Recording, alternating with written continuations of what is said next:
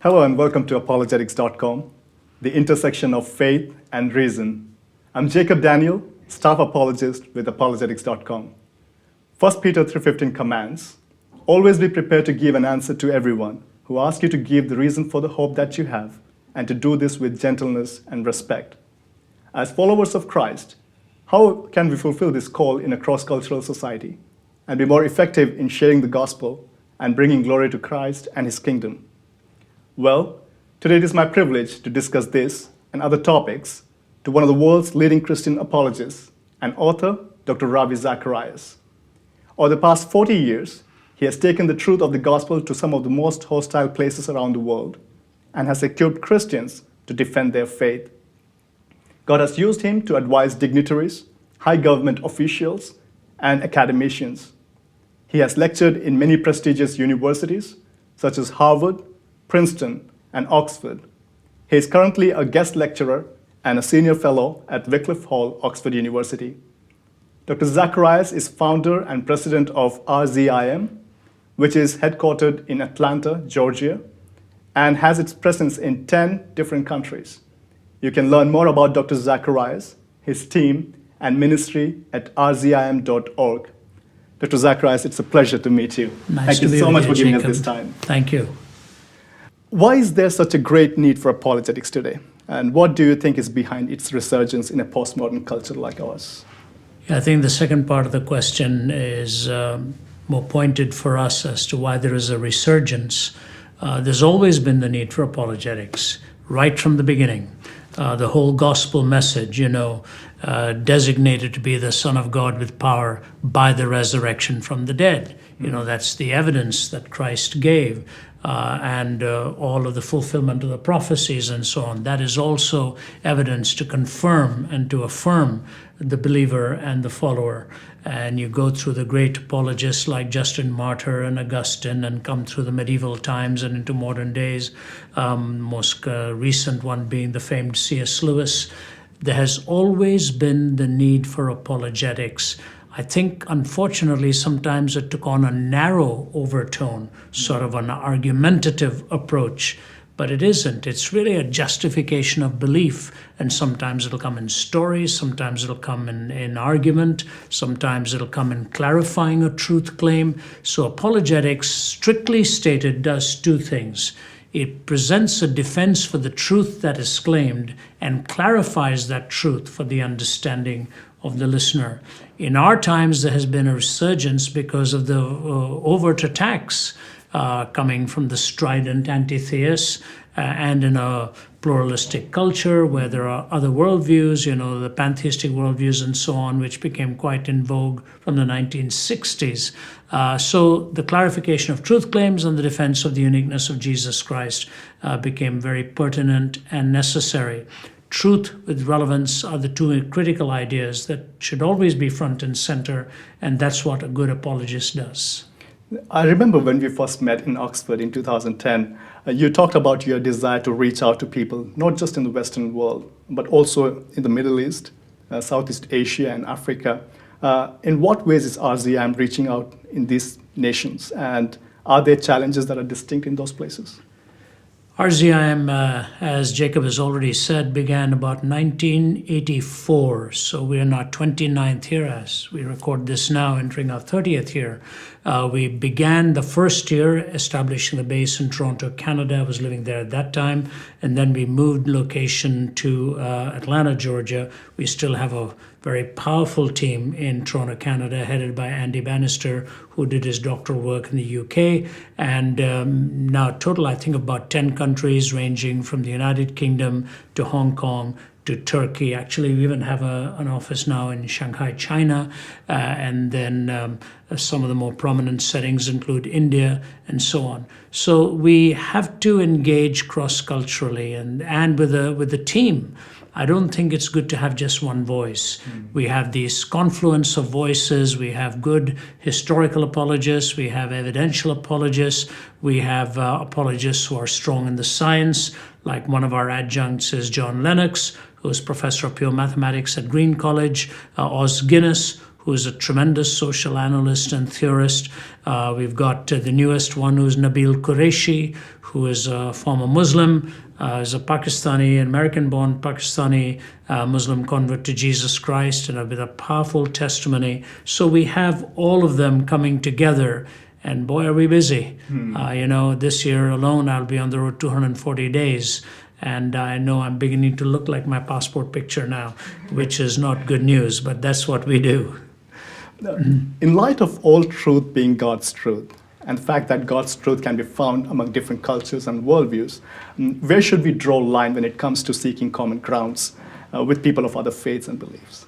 I think that's very important. All truth is God's truth, meaning if something is true, it'll be true because it's also true in the eyes of God, as God sees objective reality. So I would say, in drawing the lines, the most important thing is that in a pluralistic society, we ought to allow for the expression of perspectives and counter-perspectives.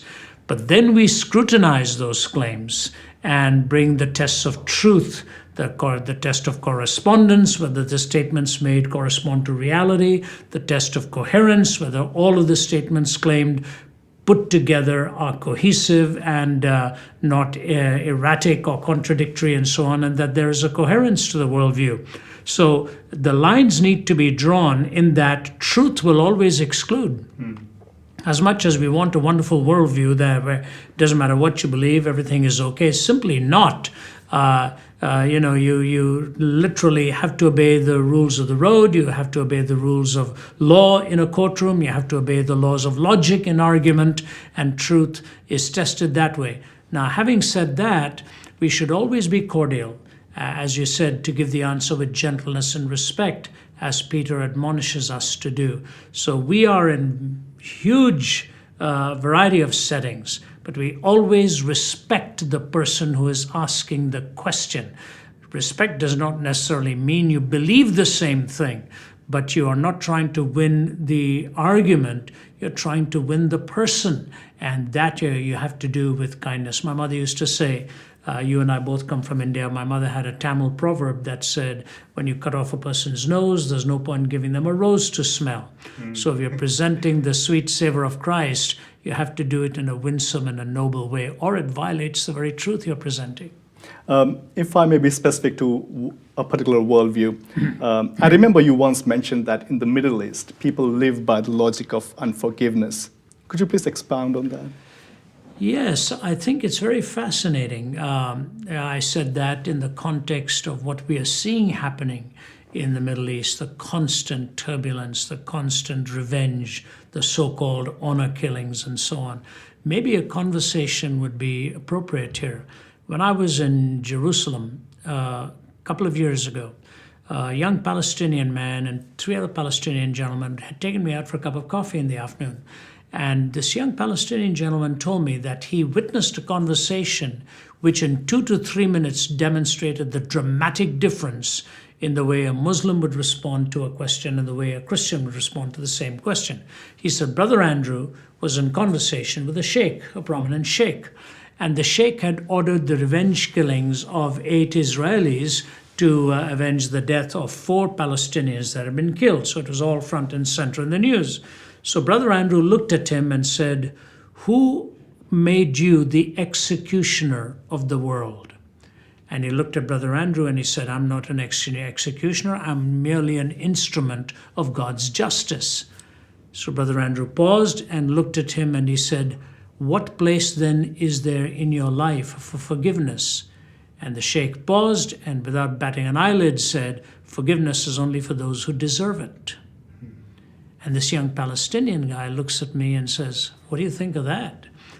I said, well, in that 2-minute interaction, you saw a difference in worldview. The fact is this, if you deserve it and if you merit it, it's really not forgiveness. It's now your right. You have earned that. Forgiveness is the gift of God. It's grace. And when I see what's happening in parts of the world with these revenge killings, these honor killings, so-called, doing dishonorable things while calling them honorable, it's nothing more than being the possessor of hate and playing God rather than allowing love and forgiveness to have the day and to build bridges even with people with whom we disagree. So it's a tragic thing. But this goes back all the way to the days of Abraham and so on. And the battle we see being fought in the Middle East really is a 5,000-year-old battle. Assuming that Islam is one of the fastest growing religions today, or as you may say, fastest enforced religion, do you have a suggestion for apologists or believers who wants to engage with their Muslim neighbors? And how does that change given the part of the world that we are in? Yeah. I agree with you, and it's very important that the listener track your question. It's not the fastest growing, it's the fastest forcibly given religion in the world. If young people in Iran were given a choice, many of them would walk away from it. For the first time in a place like Egypt, young people are talking about becoming atheists because they are fed up of what they have seen being done in the name of religion. So when a Muslim claims that there's the fastest growing religion in the world, I always stop them and say, no, we're not talking about a level playing field here. There are places in the world where you have no option.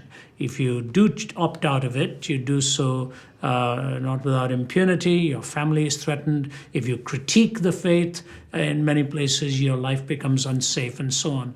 But having said that, the vast number of those living in Islamic world privately are really willing to engage in conversation. They have their questions. Unfortunately, what we see out in the open sometimes is the radical, the rabid, the violent person. Many in their homes or in a car or in a coffee shop privately in low whispering tones will ask questions. They don't like what they see in the bloodletting that's going on, supposedly in the name of Allah or the name of God, whatever. The fact of the matter is, when a person asks a question, you owe them a respectful answer. In public debate, you can't truly debate the Islamic worldview because so many laws govern their own worldview, things like the blasphemy law and so on. So how do you engage in serious debate? But in conversations, it is going on. And I'll tell you what, Jacob, I meet up with people when I travel, Malaysia and other places, coming to Christ in large numbers through visions, dreams, whatever, but most importantly, seeing the love of Jesus Christ. You must engage them. Whenever I get into a Middle Eastern situation, Islamic world, I don't attack their faith. That's not what I do. I just defend the truth of Jesus Christ, and he being lifted up draws all people unto him. Coming to the Western landscape, do you see the disconnection between church and culture as a settled divorce? Or is there still hope that church can intervene and turn the culture around? Well, what has happened in the West is quite dramatic. I moved to the West when I was 20, moved to Toronto, Canada, where I lived for 10 years, and then moved to the United States. So that's 4 decades ago, 4 decades plus. And what I've seen change is quite lamentable, actually. I don't see why the skeptic has not yet seen the correlation between our economic collapse, between our hate-riddled conversations, and the abandonment of the Judeo-Christian worldview at the same time. The loss of that worldview and the loss of applying the implications of that worldview in economic theory, in the courts of law, in discourse, we just see this kind of hate now. And you listen to a talk show and you find out immediately that there's a restlessness out there. Nobody wants to go to sleep after listening to this feisty discussion on something, or go to work battling issues. But the correlation between the loss of the Judeo-Christian worldview and the collapse of our economy and all that is going on ought to be really evident before us. Someone has said, first piety begat prosperity, and then the daughter divorced the mother. So we had the pious way of living, values, and that brought about the prosperity for our culture. But as soon as prosperity came in, we abandoned the very principles that made our prosperity and our blessing possible. Are you optimistic about future, and do you think we can see another great awakening? If I didn't believe in God, the answer is no. I would have no optimism, because the way we're headed at, so the old adage goes, the faster you are going, the farther ahead you need to be able to see. And we are moving at a very fast pace. Without God, I would say there is no hope. It's certainly going to get much worse. Look at what's happening in the youth today. The trap of pornography, the breakup of families, the meaninglessness in so many lives, the purposelessness, the geopolitical maneuverings that are going on. Supposedly we were going to enter some utopian days. We are farther apart now. The days of the Cold War are actually coming back as far as I can see it. The tensions in the Middle East, the suicide bombings that are going on, the shootings in malls, all the violence in our homeland here that's taking place. What is that? That's symptomatic. As Steve Turner, the British journalist, said, if chance be the father of all flesh, disaster is his rainbow in the sky. And when you see state of emergency, sniper kills 10, youths go looting, bomb blast school, it's but the sound of man worshipping his maker. If chance is the father of all flesh, this is what we expect to see. Now, having said that, because God is so powerful and capable and in his sovereign time brings the transformation of the human heart, I have hope, because I really believe the young people we are talking to today are listening. I was at Dartmouth a few days ago. Largest crowd in their history at the Spalding Auditorium for an event that I was speaking on tolerance. When I came to UCLA, packed to capacity. You were there, present at that one. Princeton, same thing. Every university we go to, heading to Johns Hopkins shortly, it'll be packed.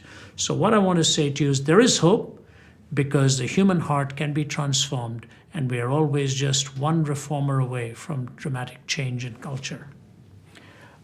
In light of the challenges presented by the current culture, like being accused of intolerance and anti-intellectualism, what would you tell someone who is in a place of doubt and thinks that Christianity is failing them? It's interesting. You take issues of marriage, okay? The Protestant has a different view of marriage than the Catholic, for example. In Protestantism, the ministers marry. In the Catholic priesthood, they're celibate. We have a different view of marriage from Islam. The Christian has a different view of marriage. If in Islam, you're allowed 4 wives at a time, and we believe in monogamy in the Christian. But when I discuss marriage with a Muslim, we're not at each other's throats.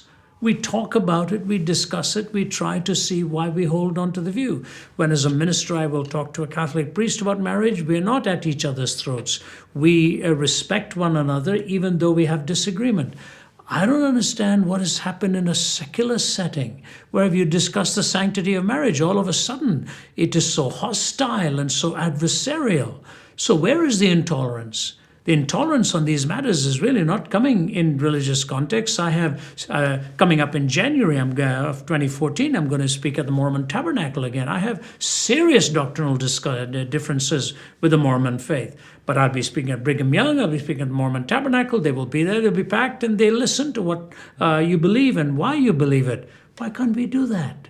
Why can't we learn to disagree without being disagreeable? So here's the point with tolerance. If we truly believe we are an autonomous culture, that every person has the right to his own moral dictates or her own moral dictates, if that's what this culture is all about, then ought it not to be a privilege given to everybody? Or is it only going to be given to a person saying, I will only have, you have autonomy if you agree with me. If you don't agree with me, I'll switch to be heteronomous and immediately cut you down at the knees. So respect and civility are key if tolerance is to succeed. We will never, unity and uniformity are not the same thing. We have to be willing to disagree, not disagreeably, but with civility, and the truth will ultimately win out at the end. Rightly said, Dr. Zacharias.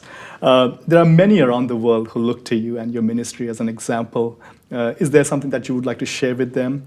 I know that you have personal values and principles that you have personally maintained in your life, and how it has helped you in your ministry. Well, it's always tough. You have to be very, very careful whenever you give advice to people on how to govern their lives, because your life is not over yet. And Billy Graham used to say, He woke up every morning, and one of the prayers he prayed every day, Lord, today let me not undo what it has taken all these years to do and to build. So we always have to be on our guard. We always have to be watchful. But I think, the Bible talks about what is in the world: lust of the flesh, lust of the eyes, pride of life. So let me reverse it. Pride is the most deadly posture of the mind. It brought Lucifer to his fall. We always ought to deal with our egos. People make us think we are better than who we really are, but they don't know you. My wife and family know me. People who see you in a public setting don't really know you. It's very important to be humble, and I don't read your press, good or bad. Just ignore it. Don't take people's accolades and adulation as if it is all factual. I appreciate them. I'm grateful for their kindness. But deep inside, we all are all in our human struggles, we have human failings, and we face that. Humility is very critical. Number 2, lust of the flesh. Always bring under control the seductions and the temptations. As human beings, we will always have it because we are in this body. The body has struggles, the body has allurements, the body has desires. The mind and the imagination play havoc with you. I talk to people who will tell me they don't know why they are addicted to certain habits, because when they finish expressing them, they are emptier than before. But that's the mystery of iniquity. Why it draws you in, hurts you, and yet you go back to it. The Bible says, like a dog going back to the vomit. And so I say something like this: guard your eyes. It's where it begins. When the eye gate begins to see a seduction in the process, turn away and move on. Let the imagination have another sight. One of my mentors used to say something like, the first look you can't help, the second look you can. And always guard your eye. That's the for lust of the flesh. Thirdly, the lust of the flesh. And then the lust of the eyes, which is greed. So lust, greed, pride. So you've got pride, which you have to deal with your ego, lust of the flesh, where you have to do with sensuality, and lust of the eyes, where you have to do with greed, how to monitor your finances. And I always believe that this may be extreme, but I do it to Jacob. I think especially those in the ministry have to have somebody to whom they are accountable with their finances, because money makes possible what the imagination often desires. And so if you could guard that area too, you're just taking precautions. And that way your bank account is also monitored and viewed. So the advice I would give is ego, lust, and greed. Watch your step in all of those. That's what the Bible says. All of this is in the world. Yeah. Dr. Zacharias, you have greatly blessed me in my own journey in serving the Lord. And not just me, but many around the world. Thank you for your investment in our lives. We are thankful to God for your life and your heart to pursue God's call so faithfully. For us who are still learning to stand, your journey with the Lord and testimony continues to inspire us. So thank you very much. Well, it's an honor to be with you, Jacob. You have what I don't have. You have youth. And so I just encourage you, God may use you. He is already using you, and he will use you mightily. If you keep your eyes on him and keep that gifting and that calling clear, I look forward to God using you in great ways. He already has, and that's just a foretaste of the future. So I wish you and your wife just blessed years ahead, and the impact with all who get to know you. Thank you for having me. Thank you very much. God bless you. To all our listeners, I want to say thank you and ask you to pray for the ministry of RZIM and apologetics.com. Please check out Dr. Zacharias' speaking engagement on his website and see if he's speaking near you. If you wish to learn more about our ministry and access useful resources, please log on to our website at apologetics.com. We'll be glad to serve you.